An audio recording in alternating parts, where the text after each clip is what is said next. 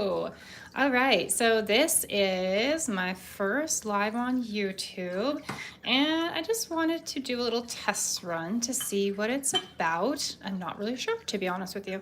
I do lives on Instagram quite a bit, and so I thought that I would just see how things worked. So I'm trying to find the end of my tape while I'm talking. And talk and paint is kind of harder than one would think sometimes.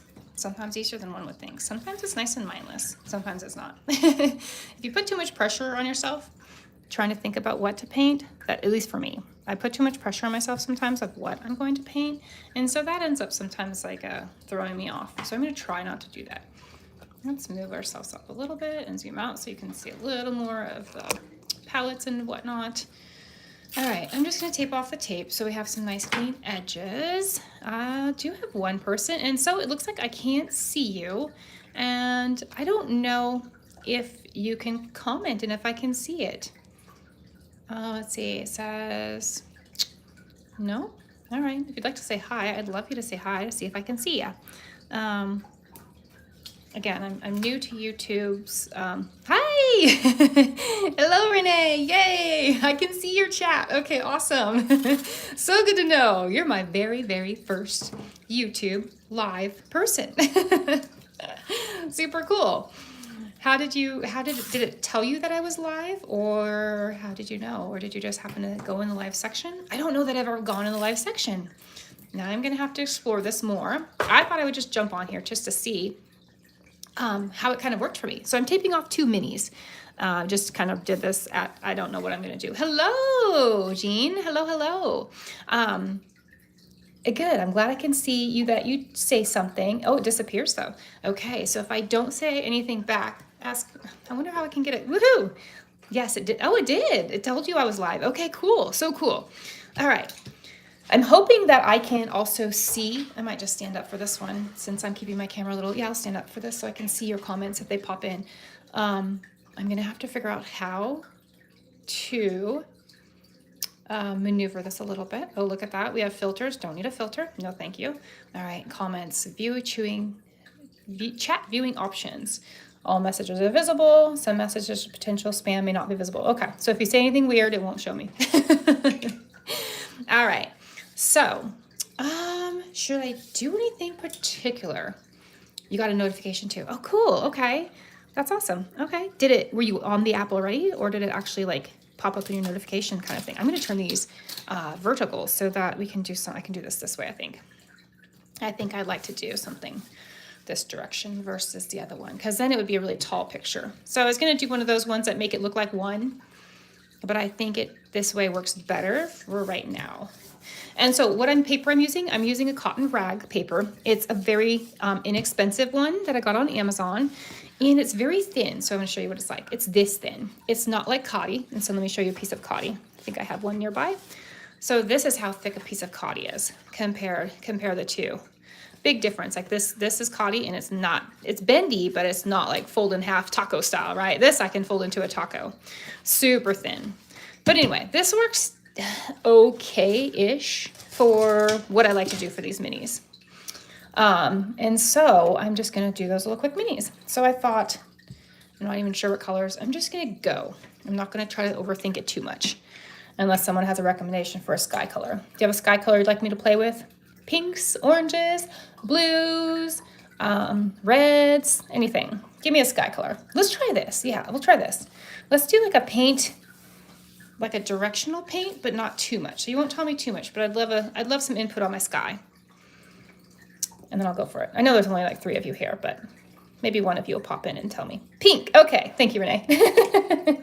Let's grab some, you know what? Let's grab some purple fish. I don't even know what pink this is, but it's a pretty pink. And then we'll grab some of this other 31 purple fish. This is more of a purpley pink, although they do look a lot the same. And then I'm going to grab some Rose of Ultramarine. One of my favorite colors is Rose of Ultramarine.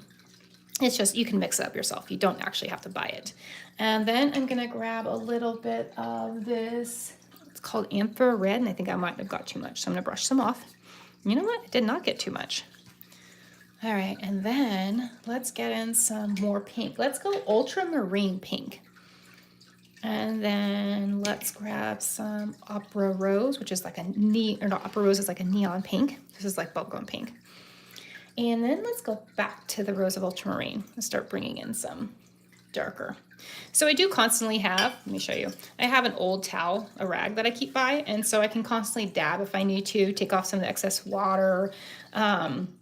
And then for puddles like this, I do keep a tissue. See this puddle? I don't really care about those very often, but if they did bother you, you could pick it up with a tissue and you could literally just, lay it right on top there and it, picks up the puddle. But I don't mind the puddles. So I kind of like the puddles because I think they dry with a fun, kind of a cool texture. So I'm going to let these white spaces stay. I love those. They used to be my nemesis. I used to not be able to catch them at all. So I do love when they happen, and this paper has some sort of weird design, so that's what you see over there. Just like a stamp almost, like they're probably their brand. Let's go back in and grab another 31 Purple Fish pink color. This is more of a very light color. I wish I had more room so I could show you all my paints as I'm grabbing them, but I don't actually want you to think that you'd have to go out and buy any of these paints. You could technically mix most of them. You could use what you have, any pinks. I do try to be generalized, but I just did want to say ultramarine though, because I do think Rose of Ultramarine is a really, really pretty, worth purchasing kind of a color. Do I think you need all of them? I don't think you need all of them at all. I buy a lot of colors because I love them, but I'm also a big fan of more keeping it minimalistic to learn more. So in the beginning, I liked having less because it forced me to use stuff that maybe I wouldn't. It forced me to mix. It forced me to learn. It forced me, right, how to have fun with colors. Like I would constantly be Googling or YouTube, whatever, Googling, on YouTube, searching on YouTube for color mixes. Like I'd be, okay, how do I make moon glow if I don't want to buy it? And you could find all that stuff out. I don't know if you all know this. I'm sure you do.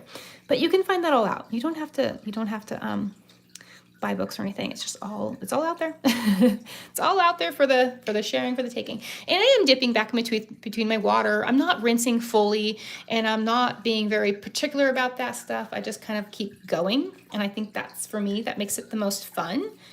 And I hope that it encourages you to just have fun with the colors you have versus feeling like you have to buy all the colors.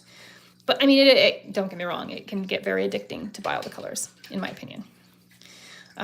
But I will say, once you buy so many, you're like, oh, you know what? They start not to look only the same, but you start to realize that you can kind of do it yourself. Like you don't need, Okay, do I do Blue Like the Sea? You'd Google too. Okay, yeah. I think it's an awesome way to go, and it's just so many people have already done the work. So a lot of times people are like, oh, make a tutorial on trees. I'm like, oh my gosh, so many people have done it and they're amazing. I hate to kind of do that because there are already so many amazing people that have done it out there. What color ground? Should I go green? More of a brown? If I do ocean, it'll definitely bleed. So we'll stay away from, you say yes to the blue? Okay. Blue it is. Let's play with, I have this, oh, you know what? I have this Viviante. This color is a Roman small color, and it's a unique color. It's kind of a blue, I think it's considered a yellow ochre. I can't remember for sure. A yellow, blue, yellow ochre. It's something weird. And it has some funky kind of qualities, but I really like it. It's kind of a gray blue. Here, let me show you let me just pick this whole thing up. So here's my Roman Schmal palette, and it happens to be this one right here. Isn't that a pretty color? It's like a moody. And all these ones. So the one thing I do love about Roman Schmal, they're beautiful for one thing, but I love that another thing, the colors are rich. The affordability. I'll be honest, the affordability attracts me. And I love that they're full pans because you can use bigger size brushes. You can use other items to be able to play in your paints, right? Instead of just your paint brushes, you can use, the side of a credit card will fit in there. You can use larger brushes if you wanted to play with a brush like this size. I mean, how hard is that to stick in a half pan, right? And so I do like that aspect. I guess I could probably try to fit my hake brush. So many different pronunciations of that. I'm not even sure which one it is. All right, so I'm gonna grab, I think, just a little bit of a darker. I do like to have my ground be a bit darker. So I'm just gonna brush in some, I think this is Shadow Violet. So adding a little bit of, so I didn't go traditional blue route, right? I went slightly alternative route. I was kind of thinking like a, kind of a pre-stormy, I don't know. First I thought ocean because it's Ocean Week, but I struggle with impromptu oceans, I'll be honest with you. They are really, really hard for me. And I kind of went overboard with that. So what I'm gonna do, I think, is just kind of wet my brush and let the water kind of pick some of that up, and then just kind of play with it, wipe some of it away a little bit with my brush so it's less abrasive. And this paper is very textured, so that looks like a flaw or a piece of fuzz, but it's not. It's just something random in there. And I'm gonna take a ultra round. So it's almost like a liner. Kind of is to me, feels like a liner. That's why I grabbed it, because it felt like a liner. And I'm gonna mix a little bit of neutral tint with whatever bluey mess I have on here. And I was, again, gonna turn that ocean, but I think I'm gonna turn this into trees. Surprise, surprise, right? Me, trees? No. And the paper is still wet. So there's going to be lots of bleeding, lots of just blurring, and that's okay for me. Often I will do this, and then after it dries, I will go back and add the details of the trees more. Or just more crisp details, right? These ones are the ones that are kind of like faded off in the background, kind of give the depth, right? So bring some forward, bring some back. And again, I'm trying to treat this as one piece versus the fact that it's broken up into two pieces. It's kind of fun to see it in the album. I'll show you what I mean. So that place was dry, and see how nice and crisp that one got? I like that one. Go back and grab mine. So neutral tint is my version of what I use for black. I'm not sure what everybody else uses. Do you have a favorite black, like Mars black or something you tend to gravitate towards? Or do you, because at first I didn't use black at all. And then I found neutral tint and I was like, ooh, I really like this. And so it's been one of my kind of, guess, go-tos. And I could mix it in most colors and see what happens. Again, this is pretty wet still. So a lot of this is just going to go away, and that's okay. Kind of looks like trees are floating, right? Floating on like lighter. Kind of like that, actually. Kind of looks like it might be fog, or maybe not, or kind of sinking into the fog. I don't know. I also like to let things, that's why I'm not so great at reference pictures. I like to kind of do what I feel at the time. And so right now, I'm just going with whatever. I had nothing in my head. You know, I didn't think about what I was going to paint beforehand. And for me, those are my most fun. I do love to learn, go on YouTube tutorials, so I've been doing a lot of those lately and trying to push myself to learn more. I've also do that paint your style every week, so we take that reference picture and we paint it our style. So each week, right? Break it down and figure out how you want to make it yours. And so that forces me to paint from a reference picture, and I'm trying to broaden my horizons with that. And so between those two ways and then mixing this in, I feel like having that wide range of styles and learning, it keeps me curious and it keeps me interested and it keeps me going. I don't feel like I've gotten like artist block, you know. And if I start to, I just grab something new, or maybe I'll order something small, you know, maybe those Roman smalls, they're like $3 to $5 a pan. And so for me, that kind of helps keep that from happening for me. I don't know if it would work for everybody, but yeah, I just keep trying new stuff and different ways and trying to make sure that I'm not getting in a rut. I don't want to be in a rut. The rut kind of scares me, I'll be honest. I don't want to get in a rut. And I know everybody does it, so I'm assuming it's inevitable. All right. So my sky's pretty messy, right? Pretty all over the place. How many colors did I put in there? Did you even count? Maybe like 6, 7, 8? I don't even know how many I put in there. I put in a lot of colors. And that's just for fun. It doesn't have to be perfect. It doesn't have to match anything else that you've seen. It doesn't have, you know, if you do this and you want to use all oranges and yellows, do that. If you want to use all reds and purples, and if you want to do the rainbow, do like a gradient of red, orange, like a sunset looking thing. And you can make the ground green or blue or really blue. You could be an ocean underneath. Like, the idea is just to explore and do different things. And not necessarily I mean, if you know, if mimicking or copying, because I do plenty of that as well. I do tons of tutorials, so it's basically, you know, copying somebody else's style and trying those things. And if that works for you, do it. But if it doesn't, I hear a lot of people lately say that it kind of frustrates them to tutorials do. And so I recommend then make it your own, right? Do what you know works for you. Incorporate some of the stuff from the tutorial and some of the stuff that you already know how to do, and your colors. Make it your colors. You don't have to follow what they say. All right, I'm gonna air dry this, or dry this with my hot air tool. This is my favorite thing. This specific one has a very long cord, which I love, and 2 settings. I'll turn it on now just so you can hear the sound of it on low and high, but then I'll mute it so it's not so annoying. So this is low, right, and this is high. Oh, I'm sorry, I had them opposite. That's low, and that's high. So I'll mute you just for a second so that you don't have to listen to that. If I can, I think I can.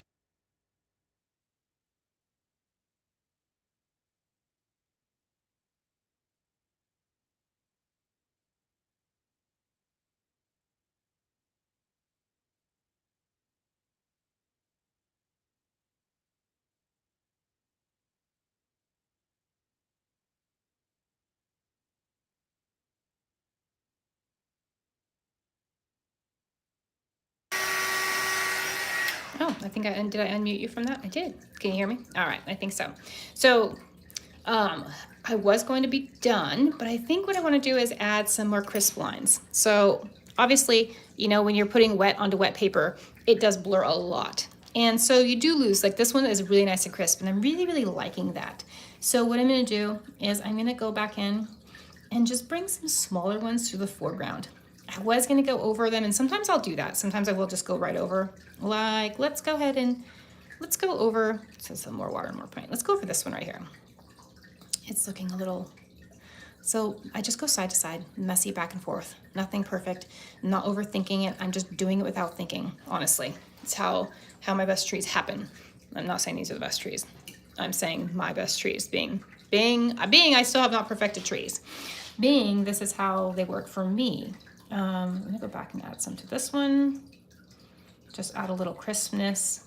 So that dryer will save a lot of time for you, especially if you're like to do a lot of ones with layers.